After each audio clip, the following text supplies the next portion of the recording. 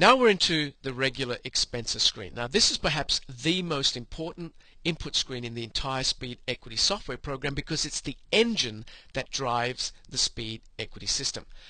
I've been saying this for the past 15 years. If you want to own your home years sooner and save tens to hundreds of thousands of dollars in interest, you have to take total control, not only of your mortgages, but also your entire financial lifestyle. And that process begins by knowing exactly where it is that you're spending your money right now. Some people, when they come to this screen, like to take a shortcut, and they just simply enter a generic amount of regular expenses on a monthly basis. And if you do that, you're really doing yourself a disservice, and you're not really maximizing the ability of this program to save you the most amount of time and interest. If you put in averages, you're going to get averages as the results.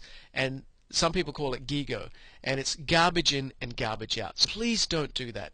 Do yourself a service with this and take the time to enter your information correctly. Now, if you don't know exactly where you're spending your money right now, don't worry and don't be embarrassed, because 98% of people out there don't know exactly where their money's going, and that's why they're in so much trouble. But it's important that you make a start. And what will happen as you start to use the Speed Equity system is that over the next few months, you're going to become more aware of exactly where you're spending your money. And that's just a natural outcome of being on this program. What you'll do is you'll become more aware, and then you can come back here and you can refine your regular expenses. And finally, is it worth taking the time? And let me ask you this question, and I ask everyone that's come to my workshops, and I've coached over the last 15 years, and I ask them this question. If you're just going to save $10,000 with this exercise, just $10,000, the average amount of interest that people have been saving in North America using the program is $109,000. But let's say you're only going to save $10,000. Is the exercise worth it? Let's say it takes you an entire day. It's not going to do that, but let's say it takes you an entire day to refine the information that you input into this screen. And at the end of it, you're going to save $10,000 in interest. That's like paying yourself $10,000 for a day's work. Are you getting paid that sort of a salary right now? That's the power of making sure that you enter your information correctly. Having said that, let's make a start. We've made this exercise extremely simple for you. Under description, there is a drop-down menu list, and my recommendation is that you go through each and every one of these items and select the one that applies to you. And let's start with babysitting, and let's say you're spending $45 per month, and that expense is being incurred as of March of 2009. Now look at this. There is an end date that you can also select for that particular expense. If you're paying for babysitting right now, that's not going to go on for the next 30 years. Well, I hope not anyway.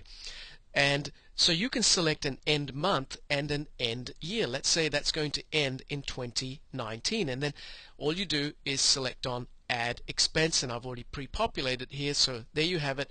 Babysitting, it's $45 per month starting in March 2009 and ends in December of 2019. Why have we done that? Again, to give you accurate results. There is no other software program in the world that allows you to do this. Allows you to segment your expenses as they occur in real life at some future point.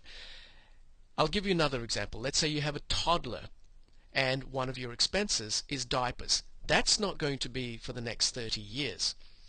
So what the program allows you to do is select a start month and a start year and an end month and an end year for your expense. And that includes expenses that you anticipate incurring at some future time. One question that people commonly have in this screen is an expense that you may have is not listed in this drop-down menu list. Very simple.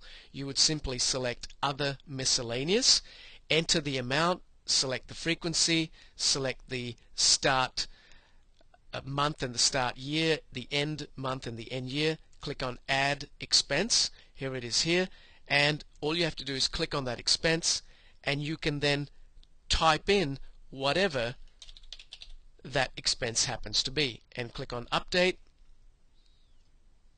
and there it is. So you can actually customize the regular expenses screen so that it is pertinent to you. Once you've completed this exercise, continue to the next screen.